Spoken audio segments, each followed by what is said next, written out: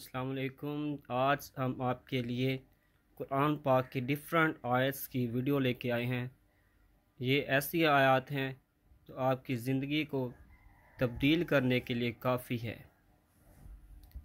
بیٹا، نماز کی پابندی رکھنا اور لوگوں کو اچھے کاموں کے کرنے کا مشورہ دیتے رہنا، بری باتوں سے منع کرتے رہنا، اور جو مصیبت تجھ پر واقع ہو اس پر صبر کرنا۔ بے شک یہ بڑی ہمت کے کام ہیں۔ اور تکبر کرتے ہوئے لوگوں کے سامنے گال نہ پھلانا اور زمین میں اکڑ کر نہ چلنا، اس لیے کہ اللہ کسی اترانے والے شیخی خورے کو پسند نہیں کرتا۔ اور اپنی چال میں اعتدال کیے رہنا اور بولتے وقت ذرا آواز نیچی رکھنا، کیونکہ بہت اونچی آواز گدھوں کی سی ہے، اور کچھ شک نہیں کہ سب سے بری آواز گدھوں کی ہوتی ہے۔ تم مجھے یاد کیا کرو، میں تمہیں یاد کیا کروں گا، اور میرا احسان مانتے رہنا اور میری ناشکری نہ کرنا۔ اے ایمان والو، صبر اور نماز سے مدد لیا کرو، بے شک اللہ صبر کرنے والوں کے ساتھ ہے۔ اے اطمینان والی جان، اپنے پروردگار کی طرف لوٹ چل، تو اس سے راضی، وہ تجھ سے راضی، سو تو میرے خاص بندوں میں شامل ہو جا اور میری بہشت میں داخل ہو جا۔ بے شک میرا پروردگار دعا سننے والا ہے۔ اے پروردگار، مجھ کو ایسی توفیق عنایت کر کہ نماز پڑھتا رہوں، اور میری اولاد کو بھی یہ توفیق بخش۔ اے پروردگار، میری دعا قبول فرما۔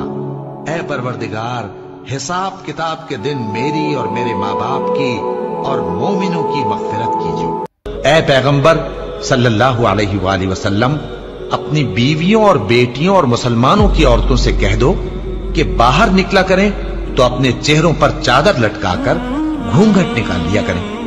یہ چیز ان کے لیے موجب شناخت و امتیاز ہوگی، تو کوئی ان کو ایذا نہ دے گا، اور اللہ بخشنے والا ہے، مہربان ہے۔ اور کسی مومن مرد اور مومن عورت کو حق نہیں ہے کہ جب اللہ اور اس کا رسول کوئی بات طے کر دیں تو وہ اس کام میں اپنا بھی کچھ اختیار سمجھے، اور جو کوئی اللہ اور اس کے رسول کی نافرمانی کرے وہ بالکل گمراہ ہو گئے۔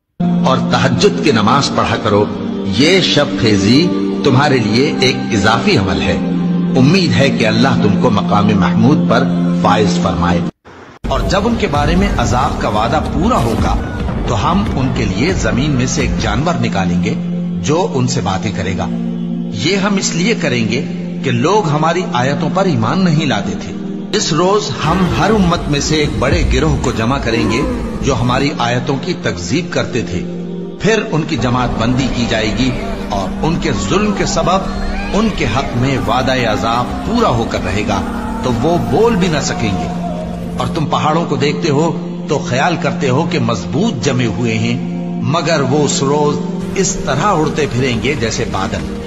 یہ اللہ کی کاریگری ہے جس نے ہر چیز کو مضبوط بنایا، بے شک وہ تمہارے سب افعال سے باخبر ہے۔ جو شخص نیکی لے کر آئے گا تو اس کے لیے اس سے بہتر بدلہ تیار ہے، اور ایسے لوگ اس روز گھبراہٹ سے بے خوف ہوں گے، اور جو برائی لے کر آئے گا تو ایسے لوگ اوندھے منہ دوزخ میں ڈال دیے جائیں گے۔